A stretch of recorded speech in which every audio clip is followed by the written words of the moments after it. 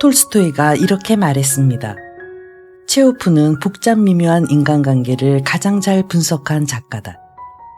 체호프 단편의 백미인 귀여운 여인에서도 알 수 있듯이 체호프는 그 누구보다 여자의 마음을 섬세하게 잘 이해하고 있는 것 같습니다.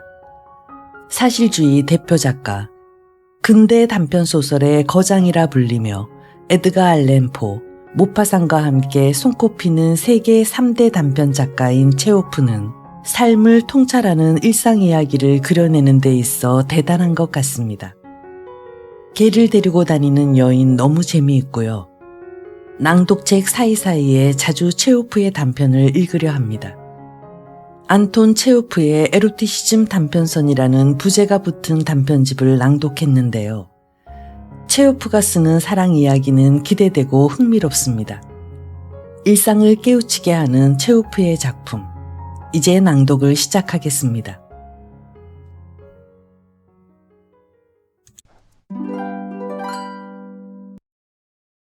1. 해변에 새로운 얼굴이 보인다는 소문이 떠돌았다. 개를 데리고 다니는 여인이. 드미트리 드미트리치 구로프도 얄타에서 지낸 지 어느새 2주째라 이제 이곳은 친숙해져 새로운 얼굴들에 관심을 가지게 되었다. 카페 베르나에 앉았다가 그는 창밖으로 바닷가 거리를 산책하는 젊은 여인을 보았다. 그리 키가 크지 않은 금발의 여자는 베레모를 쓰고 있었다. 여자 뒤로는 하얀 스피츠가 따라가고 있었다. 그 후로도 그는 시립공원과 작은 공원에서 하루에 몇 번씩 그녀와 우연히 마주치곤 했다. 그녀는 언제나 똑같은 베레모를 쓰고 혼자 산책을 했고 하얀 스피츠를 데리고 다녔다. 아무도 그녀가 누군지 알지 못했다. 그녀는 그저 개를 데리고 다니는 여인으로 불렸다. 그녀가 남편이나 친구 없이 여기에 와 있다면 그녀와 알고 지내는 것도 나쁘진 않을 거야. 구로프는 생각했다. 그는 아직 40이 되지 않았지만 벌써 12살짜리 딸 하나와 중학생 아들 둘이 있었다. 그는 대학교 2학년 때 일찍 결혼했는데 지금은 아내가 그보다 1배 반은 더 나이 들어 보였다. 아내는 짙은 눈썹에 키가 크고 직설적이며 거만하고 듬직했는데 자칭 사색가였다. 아내는 또한 책을 많이 읽었는데 유행을 쫓기 위해 멋부린 철자법을 쓰느라 남편을 드미트리가 아니라 지미트리라고 불렀다. 하지만 그는 그런 아내를 천박한 것도 모자라 속이 좁고 촌스러운 여자라 여겨 집에 있기를 싫어했다. 이미 오래전부터 그는 여러 여자들과 바람을 피우기 시작했다. 그 이유 때문인지 그는 항상 여자에 대한 편견이 심했고 그가 있는 자리에서 여자에 대한 화제가 나오면 그들을 이렇게 불렀다. 저급한 인종. 안 좋은 경험을 충분히 했기 때문에 여자들을 마음 내키는 대로 불렀지만 또 한편으로는 그 저급한 인종들이 없다면 그는 단 하루도 살아갈 맛을 느끼지 못했을 것이다. 남자들만 있으면 무료해했으며 기분도 좋지 않아 말도 섞지 않았지만 여자들과 있으면 어느새 자유로움을 느꼈고 무슨 말로 어떻게 처신을 해야 하는지도 잘 알고 있었다. 어떤 때는 말을 하지 않아도 여자들과 함께 있으면 편안했다. 그의 외모와 성격 그리고 기질 전체는 매력적이면서도 좀채 알 수 없는 무엇인가가 있어 여자들은 쉽게 그에게 매혹되었다. 수 없는 경험, 때론 민망하고 힘든 일을 많이 겪었기에 그는 벌써 모든 정사는 처음에는 생활에 즐거움을 가져다주는 유쾌한 모험이지만 점잖은 사람, 특히 속을 잘 보이지 않는 이러지도 저러지도 못하는 우유부단한 모스크바에서 태어나 살고 있는 사람들에게는 결국 아주 골치 아픈 문제라는 사실도 잘 알고 있었다. 하지만 아름다운 여인이 눈앞에 나타나면 그때의 그 경험과 기억은 눈 녹듯 슬그머니 사라져 다시금 모든 일이 즐겁고 행복하게만 여겨졌다. 어느 날 해가 질 무렵 그는 노천 카페에서 식사를 하고 있는데 베레모를 쓴 그 여인이 옆 테이블로 앉으려고 천천히 앞으로 다가왔다. 표정이며 걸음걸이, 의상, 머리 스타일을 보면 분명 그 여자는 점잖은 신분이며 남편이 있고 얄타에는 처음으로 혼자 왔고 이곳에서 심심하게 지내고 있다는 것을 그는 알 수 있었다. 이 고장의 좋지 못한 풍속 가운데 많은 부분은 사실이 아니며 할 수만 있다면 직접 저지르고 싶은 사람들이 그런 이야기 대부분을 마구 지어낸다는 것을 그 또한 알고 있었다. 그러나 여인이 세 발자국 정도 떨어진 옆 테이블에 앉자 숲속에서 은밀한 만남이나 여자를 쉽게 정복했던 승리감 같은 단상들이 떠올라 지금의 상황 역시 그와 같을 것이라는 생각이 또 이름도 성도 모르는 여인과의 은밀한 로맨스에 대한 유혹이 그를 사로잡았다. 그는 자연스럽게 스피치에게 손짓했다. 개가 다가오자 손가락으로 쓰다듬었다. 스피치가 으르렁대기 시작했다. 그로프는 다시 쓰다듬었다. 여인이 그를 바라보며 눈을 내리깔았다. 물지는 않아요. 그녀는 말을 끝내자마자 얼굴을 붉혔다. 뼈를 줘도 될까요? 그녀가 고개를 끄덕이자 그는 친근하게 물었다. 얄타에 오신 지는 오래되었나요? 5일째랍니다. 저는 벌써 2주째 머물고 있습니다. 잠시 둘 다 말을 하지 않았다. 시간이 참 빨라요. 그런데 이곳은 정말 무료해요. 그녀는 그를 보지 않은 채 말했다. 모두가 그렇게 말을 하지요. 벨료프나 지지드라 같은 곳에서는 한 번도 지루하다고 느껴본 적 없던 사람들도 이곳에만 오면 지루해 죽겠군. 온통 먼지투성이야 라고 말한다지요. 그라나다에서 오기라도 한듯 말이지요. 그녀가 웃음을 터뜨렸다. 그리고는 다시 말없이 처음 본 사람들처럼 식사를 했다. 하지만 식사를 끝난 뒤에는 나란히 걸어 나왔다. 그리고 어디서든 또 무엇을 말하든 개의치 않는 여유로운 사람들이 나누는 농담 섞인 가벼운 이야기를 나누기 시작했다. 그들은 여유롭게 산책하며 묘한 빛을 띤 바다에 대해 이야기를 나눴다. 보기에도 무척이나 부드럽고 따스해 보이는 보랏빛 바다 위로 금색 달빛이 선을 그리고 있었다. 그들은 뜨거운 해가 졌는데도 몹시 무덥다는 얘기를 했다. 그로프는 자기가 모스크바 출신이며 인문학을 공부했지만 은행에서 일하고 있다고 말했다. 한때 사립 오페라단에서 가수가 되려고 준비했으나 그만두었고 모스크바에 집이 두 채 있다는 얘기도 했다. 그는 그녀로부터 그녀가 페테르부르크에서 자랐고 SC로 시집가서 그곳에서 벌써 2년째 살고 있으며 앞으로 한 달쯤 얄타에 더 머무를 거고 역시 휴식을 원하는 남편도 이곳에 올지 모른다는 사실을 알았다. 그녀는 남편이 어디에서 근무하는지, 즉 도청인지 도의회인지 설명할 수 없자 그녀 자신도 우스워했다. 그로프는 그녀의 이름이 안나 세르게이브나라는 것도 알아냈다. 그 후 자기 호텔방으로 돌아온 그는 그녀를 떠올리면서 아마 내일도 그녀와 만나게 될 거라고 생각했다. 반드시 그럴 것이다. 잠자리에 들면서 그는 그녀가 바로 얼마 전까지만 해도 대학생이었고 지금 자기 딸처럼 공부했을 거라는 생각을 했다. 그리고 그녀가 웃거나 낯선 사람과 대화할 때 여전히 소심하고 어색해하던 모습을 떠올렸다. 분명 그녀는 난생 처음 혼자서 이런 상황, 예컨대 사람들이 뒤따라오면서 그녀를 쳐다보고 그녀가 짐작조차 할 수 없는 어떤 은밀한 목적을 가지고 그녀에게 말을 걸어오는 상황에 처했을 것이다. 그는 그녀의 가늘고 연약한 목과 아름다운 회색 눈동자를 떠올렸다. 어쨌거나 그 여자한텐 뭔가 애련한 데가 있어. 이렇게 생각하고 나서 그는 잠이 들었다. 서로 알게 된 지 일주일이 지났다. 휴일이었다. 방 안은 무더웠고 거리에는 회오리 바람이 불어 먼지가 일고 모자가 벗겨졌다. 하루 종일 목이 말라서 그로프는 자주 카페에 들락거렸고 안나 세르게이브나에게 시럽을 탄 물이나 아이스크림을 권했다. 어디에도 몸을 둘 곳이 없었다. 저녁이 되어 바람이 좀 잦아들자 그들은 배가 들어오는 것을 보려고 방파제로 나갔다. 부두에는 많은 사람들이 산책하고 있었다. 그들은 꽃다발을 들고 누군가를 말숭하려고 모여 있었다. 옷을 잘 차려입은 얄타 사람들의 두 가지 특징이 특히 눈에 띄었는데 나이가 지긋한 부인들은 젊은이들처럼 옷을 입고 있었고 장군들이 많았다. 바다에 파도가 심해서 배는 이미 해가 진 뒤 늦게 도착했다. 게다가 부두에 배를 대기 전에 배의 방향을 돌리는데 오랜 시간이 걸렸다.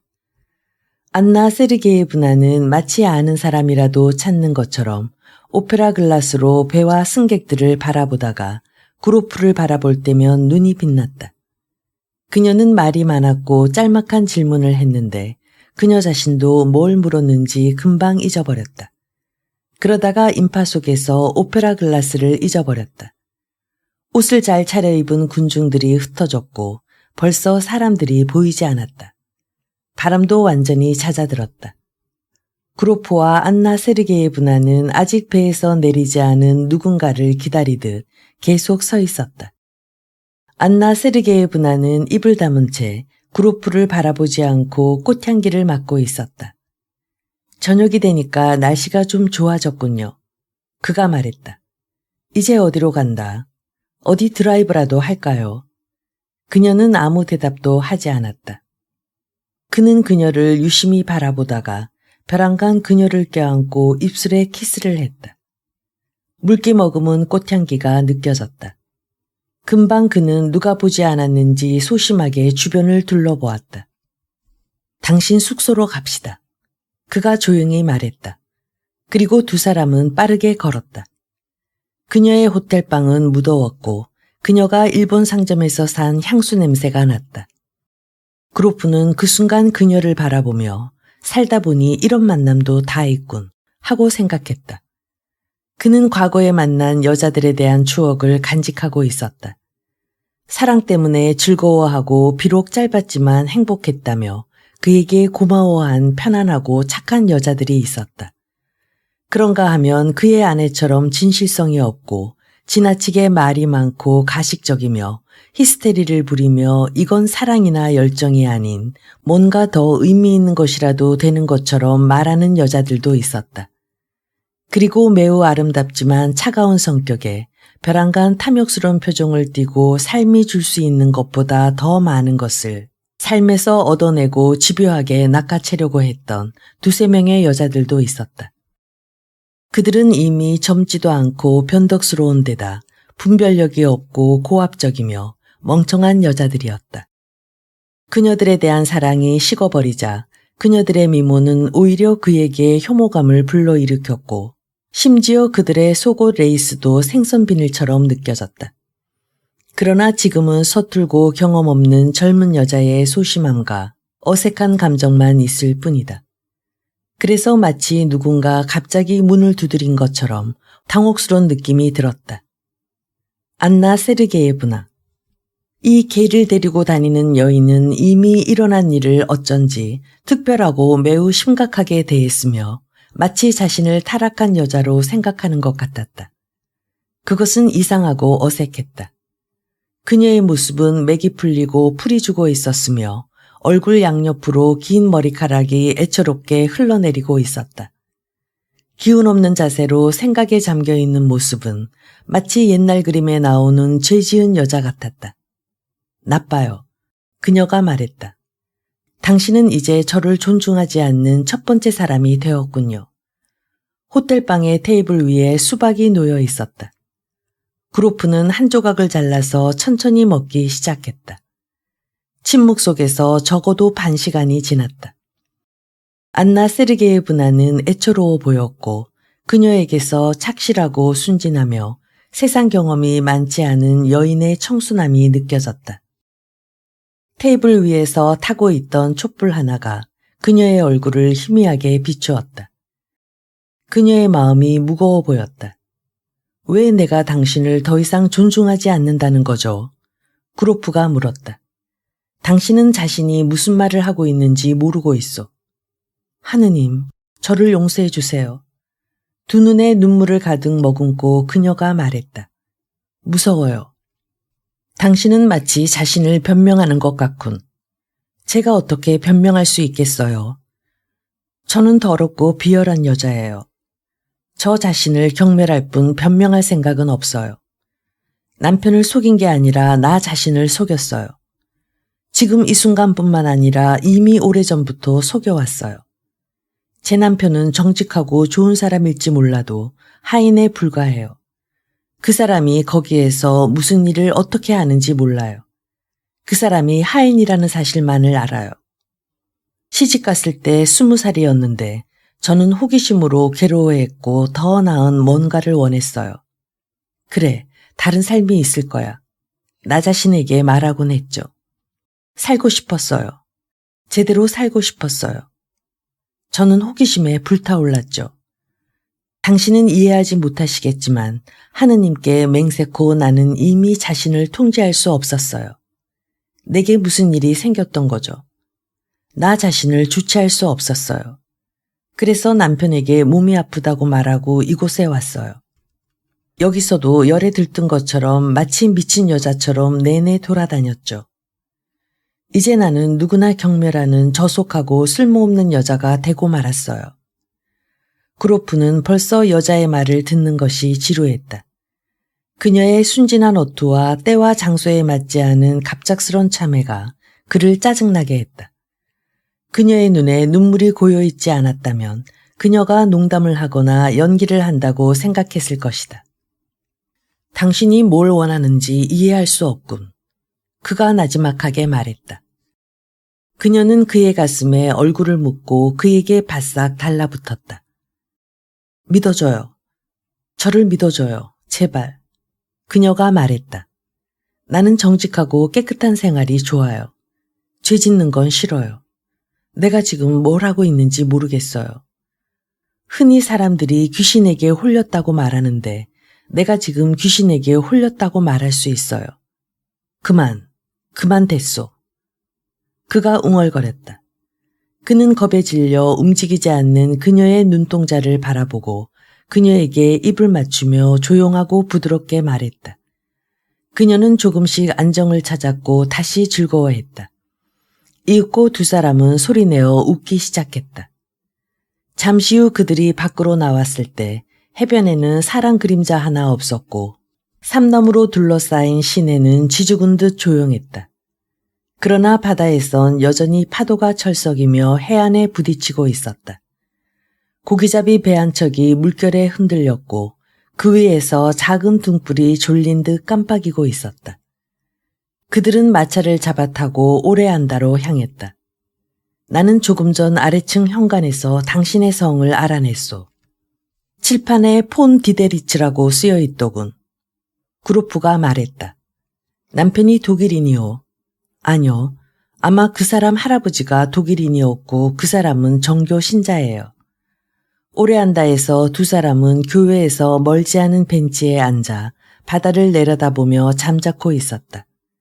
멀리 아침 안개 사이로 얄타가 희미하게 보였고 하얀 구름이 산봉우리에 걸려 움직이지 않았다. 나뭇잎들은 미동조차 하지 않았고 매미가 울고 있었다.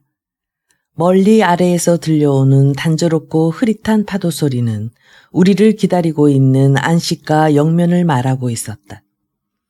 여기에 얄타도 오레안다도 없었던 때에도 밑에서는 파도 소리가 철썩거렸고 지금도 철썩이고 있고 우리가 죽은 뒤에도 똑같이 무심하고 흐릿하게 철썩일 것이다. 그리고 이 불변성 속에 우리들 각자의 삶과 죽음에 대한 완전한 무관심 속에 어쩌면 우리의 영원한 구원의 증거, 이 지상에서 끊임없는 완성을 향해 부단히 움직이는 삶의 증거가 숨어 있는지도 모른다. 새벽빛을 받아 더욱 아름다워 보이는 젊은 여자와 나란히 앉아서 바다와 산과 구름과 드넓은 하늘이 늘어선 동화 같은 풍경을 바라보며 마음이 편안하고 황홀해진 구로프는 이런 생각을 했다. 곰곰이 생각해보면 우리가 존재의 고상한 목적이나 인간 자신의 존엄성에 대해 잊어버릴 때 우리 자신이 생각하고 행하는 것을 제외한 모든 것, 즉 이 세상의 모든 것은 본질적으로 아름다운 것이다. 아마 경비원인 듯한 어떤 남자가 다가오더니 그들을 보고 가버렸다. 이러한 사소한 일도 아주 신비롭고 아름답게 보였다.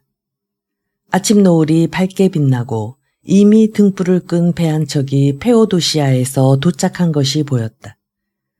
풀잎에 이슬이 맺혔어요. 침묵을 깨며 안나 세르게예브나가 말했다. 그렇군. 돌아갈 시간이요. 그들은 시내로 돌아왔다.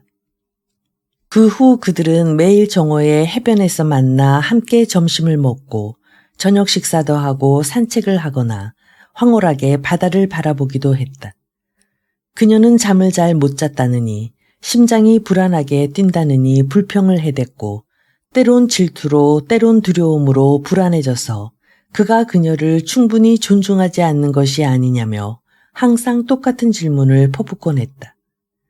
종종 그는 소공원이나 정원에서 근처에 사람이 없을 때 갑자기 그녀를 끌어안고 열정적으로 입맞춤을 했다. 완전히 무의도식하면서 행여 누가 볼까봐 두려워서 주위를 둘러보면서 나누는 멀건 대낮의 입맞춤, 무더위, 바다 냄새, 언제나 눈앞에서 얼쩡거리는 화려한 옷차림에 게으르고 살찐 사람들. 이 모든 것이 그를 완전히 변화시켰다.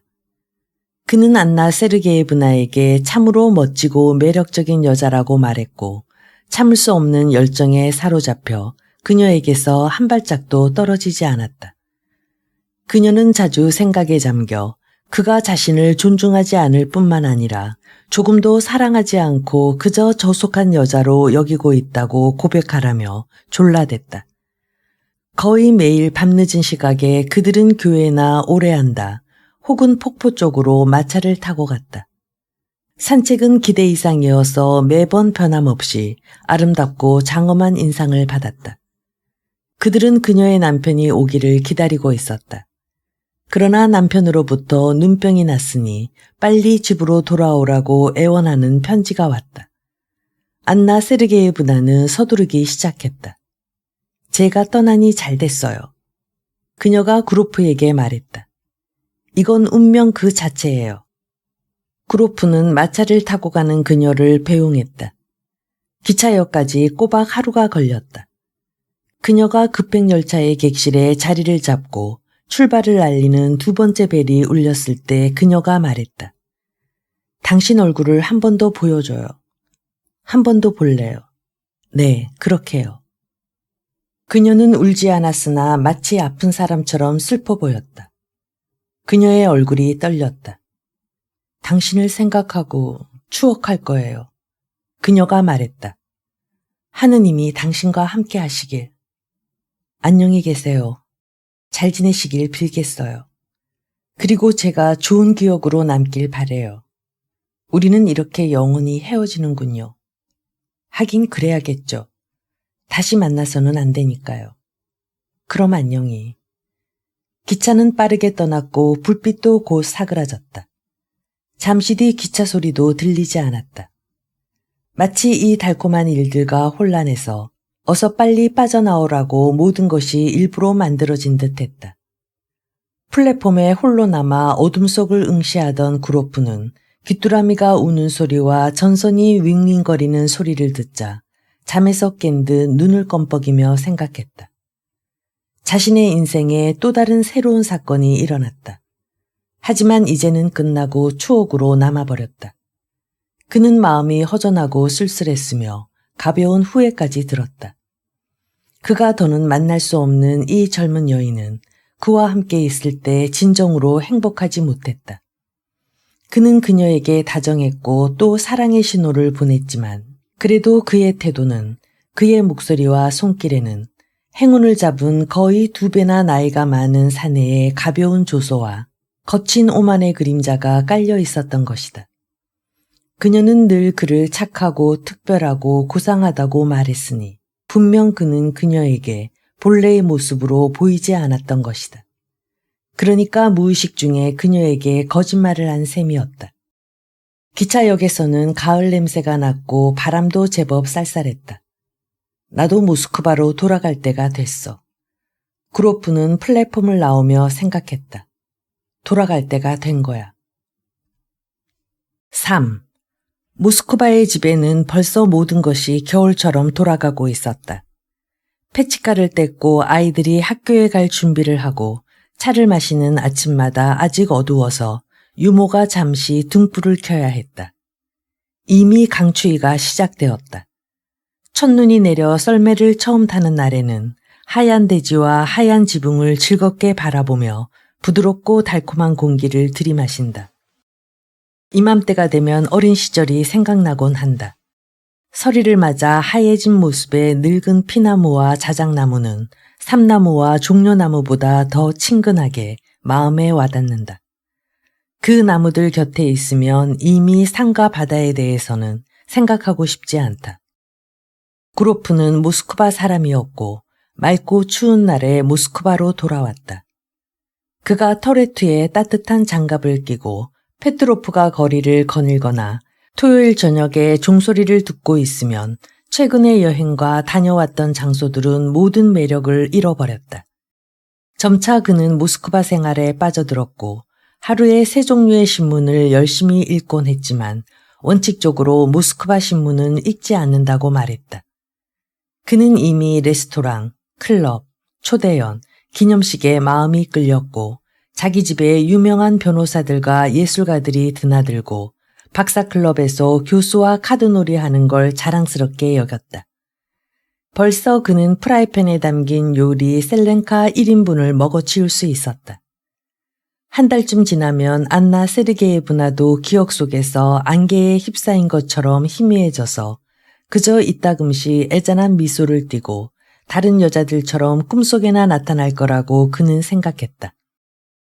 그러나 한 달도 더 지나고 한겨울이 되었건만 안나 세르게예브나와 바로 어제 헤어진 것처럼 모든 것이 기억 속에서 또렷이 떠올랐다. 추억은 더욱 강렬하게 타올랐다.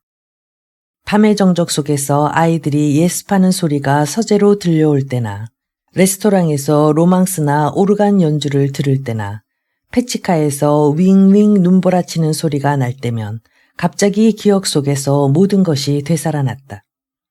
방파제에 갔던 일, 산의 안개가 자욱했던 이른 아침, 혹은 페오도시아에서 온 배, 그리고 입맞춤. 그는 오랫동안 방안을 서성이면서 추억에 잠겨 미소를 지었다. 그러고 나면 추억은 공상으로 바뀌고 지난 일이 상상 속에서 미래와 뒤섞이곤 했다. 안나 세르게예브나는 꿈에 나타나진 않았지만 어딜 가나 그림자처럼 그의 뒤를 따라다니며 그를 주시했다. 눈을 감으면 그녀가 생생하게 보였다. 그녀는 이전보다 더 아름답고 더 젊었으며 더 사랑스러웠다. 그 자신도 얄타에 있을 때보다 더 멋져 보였다. 그녀는 밤마다 책장이나 벽난로나 방구석에서 그를 바라보았고 그는 그녀의 숨소리와 부드럽게 옷자락 스치는 소리를 들었다. 그는 거리에서 여자들을 쳐다보며 그녀를 닮은 여자가 없나 찾아보곤 했다. 그는 누군가와 자신의 추억을 나누고 싶은 강한 열망에 애가 탔다.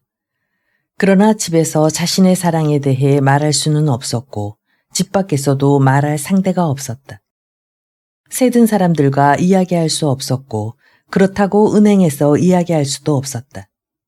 그리고 무엇에 대해 이야기한단 말인가? 정말로 그는 그때 사랑을 했던가? 정말로 그와 안나 세르게예브나와의 관계 속에 뭔가 아름답고 시적이며 유익한 것, 혹은 뭔가 그저 흥미로운 것이 있었던가? 그래서 사랑에 대해, 여자들에 대해 막연히 이야기했지만 아무도 무엇이 문제인지 추측하지 못했고 그의 아내만이 검은 눈썹을 움직이며 말하곤 했다.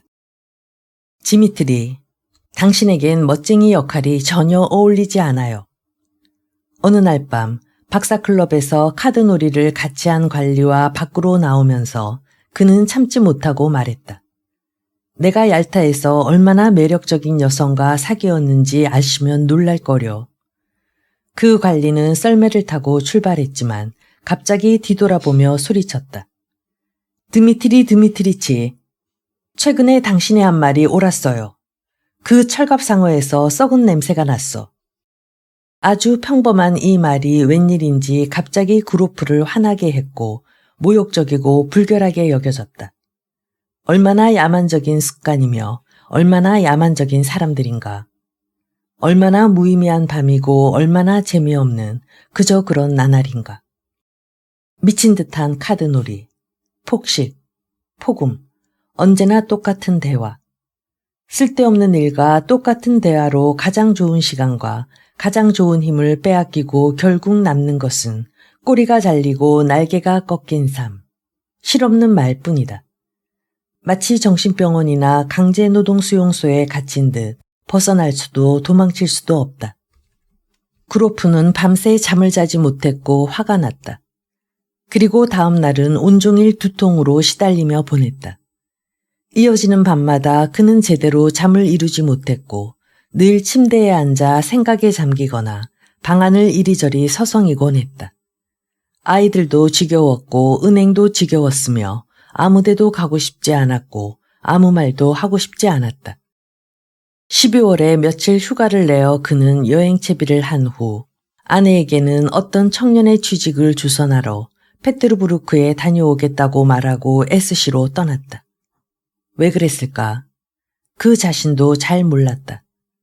안나 세르게예브나를 보고 싶었고 가능하면 그녀와 만나서 잠시라도 이야기하고 싶었다. 오전에 SC에 도착한 그는 가장 좋은 호텔방을 잡았다. 바닥에는 온통 회색의 군복용 천이 깔려 있었고 탁자에는 먼지가 앉아 회색이 된 잉크병이 놓여 있었다. 잉크병에 붙은 기마상은 목이 떨어져 나간 채 모자를 든 한 손을 치켜들고 있었다. 호텔 수위가 그에게 필요한 정보를 주었다. 폰디 데리츠는 호텔에서 멀지 않은 구 곤차르나야 거리의 집에서 부유하고 호화롭게 살고 있고 여러 필의 자기 말을 가지고 있으며 이 도시에서 그를 모르는 사람은 아무도 없다고 했다. 수인은 그 사람의 이름을 드르이드 이리츠라고 발음했다. 구로프는 서두르지 않고 구 곤차르나야 거리로 나가 그 집을 찾았다. 집 바로 앞에는 못을 박은 회색의 긴 울타리가 펼쳐져 있었다. 이런 울타리는 쉽게 넘어 도망갈 수 있겠군. 구로프는 울타리와 창문을 번갈아 쳐다보며 생각했다. 그는 여러 가지 생각을 해보았다. 오늘은 휴일이니까 남편이 아마도 집에 있을 거다. 어쨌거나 집으로 들어가 그녀를 당황하게 하는 것은 분별 없는 짓이다. 만일 쪽지를 보냈다가 혹시 남편의 손에라도 들어가게 되면 모든 것이 끝장이다. 가장 좋은 것은 우연에 맡기는 거다. 그래서 그는 울타리 근처 거리에서 계속 서성대며 우연한 만남을 기다렸다. 거지 하나가 대문 안으로 들어가고 개들이 그 거지에게 덤벼드는 것을 보았다. 1시간쯤 지나자 피아노 치는 소리와 약하고 불분명한 음향이 들려왔다. 아마 안나 세르게예브나가 피아노를 치는 것이리라. 갑자기 현관문이 열리더니 한 노파가 걸어 나왔고 그 뒤를 따라 낯익은 하얀 스피츠가 달려나왔다. 구로프는 개를 부르고 싶었으나 갑자기 심장이 뛰고 흥분돼서 개 이름이 생각나지 않았다. 계속 서성이다 보니 그는 더욱더 회색 울타리가 싫어졌다. 그리고 어쩌면 안나 세르게예브나는 이미 그를 잊고 다른 사람과 즐겁게 지내고 있으며 이런 망할 놈의 울타리를 아침부터 밤까지 쳐다봐야 하는 젊은 여자라면 당연히 그럴 거라고 그는 초조하게 생각했다. 그는 호텔방으로 돌아와 어찌해야 할지 몰라 한참을 소파에 앉아 있다가 식사를 하고 오랫동안 잠을 잤다. 이 모든 것은 얼마나 어리석고 불안한가. 잠에서 깨어나 어두운 창문을 바라보며 그는 생각했다. 이미 밤이 되었다. 어쩌자고 이렇게 오래 잤을까? 이제 이 밤중에 뭘 하지? 병원에서나 볼 수 있는 싸구려 회색 담요가 덮인 침대에 앉아서 그는 화를 내며 자신을 비웃었다. 그래, 개를 데리고 다니는 여인이라. 이게 사랑의 편력인가? 이렇게 여기에 앉아서. 이날 아침 그는 역에서 게이샤의 초연을 알리는 매우 커다란 글씨로 쓰인 포스터를 보았다. 이것이 생각나자 그는 곧장 극장으로 갔다. 그녀가 초연을 보러 올 가능성이 매우 높아. 그는 생각했다. 극장은 10,000원이었다. 지방극장이 대체로 그렇듯이 샹들리에 위로 담배 연기가 자욱했고 맨 위층 관람석은 소란스럽고 들떠 있었다. 공연이 시작되기 전 관람석 첫째 줄에 지방의 멋쟁이들이 뒷짐을 지고 서 있었다. 도지사를 위한 특별석 맨 앞줄에는 도지사의 딸이 모피 목도리를 두르고 앉아 있었고 도지사는 커튼 뒤에 점잖게 앉아 있어서 손만 보였다. 무대 커튼이 흔들렸고 오케스트라는 오랫동안 조율했다. 관객들이 들어와 자리를 잡는 동안 그로프는 계속해서 눈으로 열심히 그녀를 찾았다. 드디어 안나 세르게예브나가 들어왔다. 그녀는 3번째 줄에 앉았다. 그녀를 보았을 때 그의 심장이 조여들었다. 지금 그는 온 세상에서 그녀보다 자기에게 더 가깝고 더 소중하고 더 중요한 사람은 없다는 사실을 분명히 깨달았다. 지방의 군중들 속에 묻혀있는 이 조그마한 여인, 특별히 눈에 띄지도 않은 채 평범한 오페라 글라스를 두 손에 들고 있는 저 여인이 지금 그의 삶을 온통 충만케 하고 그의 슬픔이자 기쁨이며 지금 그가 원하는 유일한 행복이었다. 수준이 낮은 오케스트라와 시시하고 보잘것없는 바이올린 소리를 들으면서 그는 그녀가 참으로 아름답다고 생각했다. 짧은 구렛나룻에 매우 키가 크고 구부정한 젊은 남자가 안나 세르게예브나와 함께 들어와 나란히 앉았다. 남자는 걸음을 옮길 때마다 고개를 끄덕이며 계속 인사를 하는 것처럼 보였다. 아마 그때 얄타에서 그녀가 씁쓸한 감정이 복받쳐서 하인이라고 불렀던 남편 같았다. 실제로 그 남자의 긴 얼굴, 구렛나루, 약간 벗겨진 이마에는 어딘지 모르게 노예 같은 비굴함이 어려 있었다. 그는 알랑거리는 미소를 지었다. 그의 단추구멍에서는 학술단체 회원 배지 같은 것이 웨이터의 번호표처럼 빛나고 있었다. 첫 번째 막간 휴식 시간에 남편이 담배를 피우러 나가서 그녀는 혼자 좌석에 앉아 있었다. 역시 1층 관람석에 앉아있던 구로프는 그녀에게 다가가 간신히 미소를 지으며 떨리는 목소리로 말했다. 안녕하세요. 그녀는 그를 힐끗 쳐다보고는 얼굴이 창백해졌다. 잠시 후 그녀는 자기 눈을 못 믿겠다는 듯이 두려움에 떨며 다시 한번 그를 바라보았다. 그리고 기절하지 않으려고 자기 감정을 억누르면서 부채와 오페라 글라스를 두 손으로 꽉 움켜쥐었다. 두 사람은 말이 없었다. 그는 앉아 있었고 여자의 당황하는 모습에 놀란 그는 그녀의 옆에 앉을 생각을 못하고 서 있었다. 바이올린과 플룻이 조율하기 시작했다. 특별석에 앉아있는 모든 사람들이 쳐다보는 것 같아 갑자기 두려워졌다. 마침내 그녀가 일어나 입구 쪽으로 재빨리 걸어갔다. 그는 그녀의 뒤를 따라갔다. 두 사람은 괜히 복도와 계단을 오르락내리락 했다.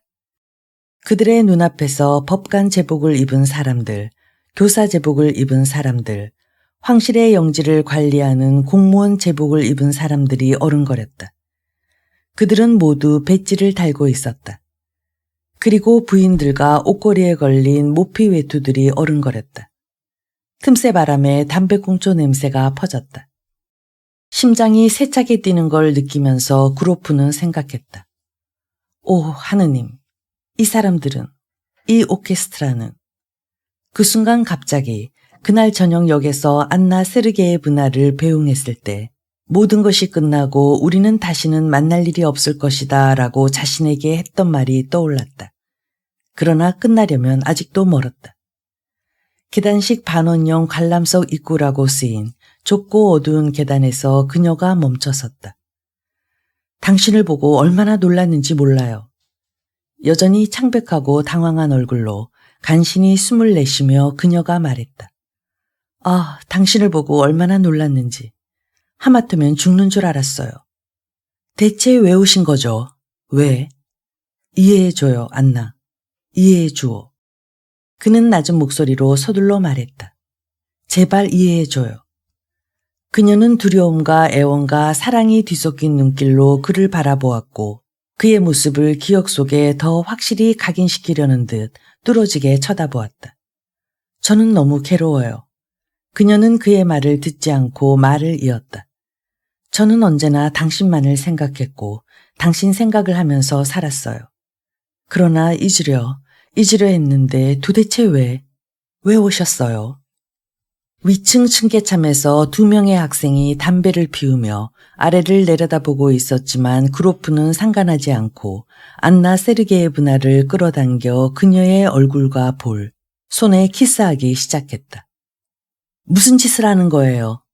그를 밀쳐내면서 그녀가 두려움에 휩싸여 말했다. 우리는 둘 다 미쳤어요. 오늘 당장 떠나세요.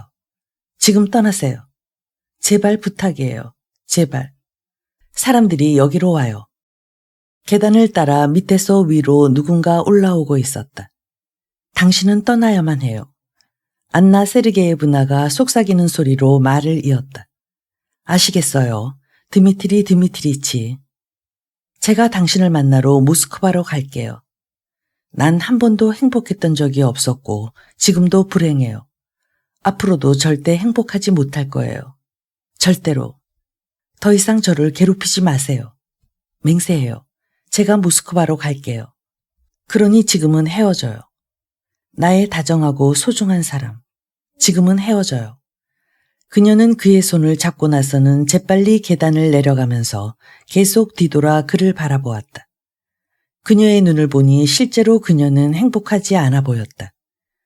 그로프는 잠시 서서 귀를 기울였다가 주변이 조용해지자 자신의 외투를 찾아들고 극장을 나섰다.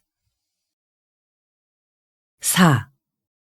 안나 세르게예브나는 그를 만나러 모스크바로 오기 시작했다. 2-3달에 한 번 SC를 떠나면서 그녀는 부인병에 대해 교수와 상담하러 간다고 남편에게 말했다. 남편은 반신반의했다. 모스크바에 도착하면 슬라반스키 바자르에 묵었고 곧장 그로프에게 빨간 모자를 쓴 심부름꾼 소년을 보냈다. 그러면 그로프가 그녀를 만나러 갔다. 모스크바에서 이 일을 아는 사람은 아무도 없었다. 어느 겨울 아침에 그는 그녀에게 가고 있었다.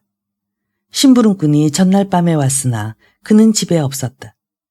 가는 길에 딸을 중학교에 데려다 주고 싶어서 딸과 함께 걷고 있었다. 물기를 머금은 한방눈이 펑펑 내렸다. 지금 영상 3도인데 눈이 내리는구나. 그로프가 딸에게 말했다. 땅의 표면만 따뜻했지 대기의 상층은 기온이 전혀 다르단다. 아빠, 그런데 왜 겨울에는 천둥이 치지 않아요? 그는 딸에게 그것도 설명해 주었다. 딸에게 말하면서 그는 지금 미래를 하러 가지만 이 사실을 아는 사람은 아무도 없고 아마 앞으로도 아는 이가 없을 거라고 생각했다. 그에겐 2개의 삶이 있었다. 하나는 필요하다면 누구나 볼 수 있고 알 수 있는 그런 공공연한 삶. 조건적 진실과 조건적 거짓으로 가득 찬 삶. 그의 지인들과 친구들의 삶과 완전히 비슷한 삶이고 다른 하나는 은밀하게 흘러가는 삶이다. 아마도 우연히 이상하게 뒤얽힌 어떤 사정 때문에 그에게 중요하고 흥미롭고 꼭 필요했던 것. 그가 진실하게 대했고 자신을 속이지 않았던 것. 그의 삶에서 가장 중요했던 것은 모두 다른 사람들 모르게 은밀히 진행되었다. 반면에 진실을 숨기기 위해 그가 뒤집어 쓴 가식과 껍데기 같은 것. 예컨대 은행 근무, 클럽에서의 논쟁, 그의 저급한 인종인 아내와 함께 가는 기념식 등 이 모든 것은 공공연한 것이었다. 그래서 그는 자기 기준으로 남들을 판단했고 보이는 것은 믿지 않았고 누구나 밤의 장막 같은 비밀 속에서 가장 흥미로운 진짜 인생이 이루어진다고 생각했다. 각 개인의 삶은 비밀 속에서 유지된다. 그래서 어느 정도 교양인은 개인의 비밀이 존중받도록 그렇게 신경질적으로 애쓰고 있는지도 모른다. 딸을 학교까지 데려다 주고 나서 그로프는 슬라반스키 바자르로 향했다. 그는 아래층에서 털레투를 벗고 위층으로 올라가 조용히 방문을 두드렸다. 그가 좋아하는 회색 옷을 입은 안나 세르게예브나는 여행과 기다림에 지쳐서 어쩌녁부터 그가 오기를 기다리고 있었다. 낯빛이 창백한 그녀는 그를 보고도 웃지 않았는데 그가 방 안으로 들어서자마자 그의 가슴에 안겼다. 마치 2년 동안 만나지 못한 것처럼 그들의 키스는 길고 길었다. 그래, 어떻게 지냈소? 그가 물었다. 새로운 소식은 없고. 기다려요. 이제 말할게요. 말할 수 있어요. 그녀는 우느라 말을 할 수가 없었다. 돌아서서 그녀는 손수건으로 눈을 꼭 눌렀다. 그래, 울고 싶다면 울어야지. 난 좀 앉아야겠어. 이렇게 생각하며 구로프는 안락의자에 앉았다. 잠시 후 그는 배를 눌러 차를 가져오라고 일렀다. 그가 차를 마시는 동안 그녀는 창문을 향해 서 있었다. 그녀는 흥분해서 울었고 또 그들의 인생이 몹시 애처롭다는 서글픈 생각이 들어서 울었다. 그들은 마치 도둑처럼 사람들의 눈을 피해 단지 은밀히 만날 수 있다. 정말로 그들의 인생은 망가지지 않았다고 할 수 있는가? 이제 그만, 그가 말했다. 그에겐 그들의 사랑이 언제 끝날지 모르지만 분명히 빨리 끝나지는 않을 것 같았다. 안나 세르게예브나가 그에게 더욱더 강한 애착을 갖고 그를 열렬히 사랑하고 있는데 그런 그녀에게 이 모든 것이 언젠가는 끝날 것이라고 차마 말할 수는 없었다. 그녀도 이 말을 믿지 않을 것이다. 그는 그녀에게 다가가 애모하고 농담하려고 그녀의 어깨를 잡았다. 그 순간 그는 거울에 비친 자기 모습을 보았다. 그의 머리칼은 이미 새기 시작했다. 요 몇 년 새 부쩍 늙고 추해진 모습이 이상해 보였다. 그의 두 손이 놓인 그녀의 어깨는 따뜻했지만 떨고 있었다. 아직은 무척 따뜻하고 아름답지만 아마도 자신의 삶처럼 이미 퇴색하고 시들기 시작한 이 생명에 그는 연민을 느꼈다. 무엇 때문에 그녀는 그를 이토록 사랑하는 걸까? 그는 언제나 여자들에게 실제와 다른 모습으로 비춰졌고 여자들은 실제의 그를 사랑한 게 아니라 그들이 상상으로 만들어 놓은 남자, 평생 간절히 찾아다녔던 남자를 사랑했다. 그 후 자신들의 실수를 알아차리고도 그들은 여전히 그를 사랑했다. 그리고 그들 중 누구도 그와 함께해서 행복하지 않았다. 시간이 흐르는 동안 그 역시 여자들과 사귀고 만나고 헤어졌지만 사랑한 적은 한 번도 없었다. 무엇이든 할 수 있었지만 결코 사랑은 아니었다. 그런데 머리칼이 새기 시작한 이제서야 난생 처음으로 진실한 사랑을 하게 되었다. 안나 세르게예브나와 그는 아주 가까운 사람들처럼, 피부치들처럼, 부부처럼, 다정한 친구들처럼 서로 사랑했다. 그들은 운명이 서로 맺어주었다고 생각했고 왜 그에게 아내가 있고 그녀에게 남편이 있는지 이해할 수 없었다. 마치 두 마리의 암수 철새가 잡혀서 강제로 각기 다른 세상에서 살고 있는 것 같았다. 그들은 과거에 부끄러웠던 일들을 서로 용서했고 현재의 모든 일도 용서했으며 이 사랑이 그들 두 사람을 변화시켰다고 느꼈다. 예전에 그는 슬픈 순간마다 머리에 떠오르는 온갖 판단으로 자신을 진정시켰지만 이제는 판단을 좋아하지 않고 깊은 연민을 느꼈으며 진실하고 부드러워지고 싶었다. 그만 그쳐요, 내 사랑. 그가 말했다. 그만큼 울었으면 됐소. 이제 얘기 좀 하고 뭔가 생각해 봅시다. 잠시 후 그들은 어떻게 하면 남의 눈을 피하고 속여야만 하는 상황, 다른 도시에서 살면서 오래 만날 수 없는 이 상황에서 벗어날 수 있을지 오랫동안 상의하고 이야기했다. 어떻게 이 견딜 수 없는 굴레에서 벗어날 수 있을까? 어떻게 하면? 그는 자신의 머리를 감싸지며 물었다. 어떻게 하면? 좀 더 시간이 지나 해결책을 찾으면 그땐 새롭고 멋진 생활이 시작될 것 같았다. 그러나 끝은 아직 멀고도 멀며 가장 복잡하고 어려운 일이 이제 막 시작됐다는 것을 두 사람은 분명히 알고 있었다.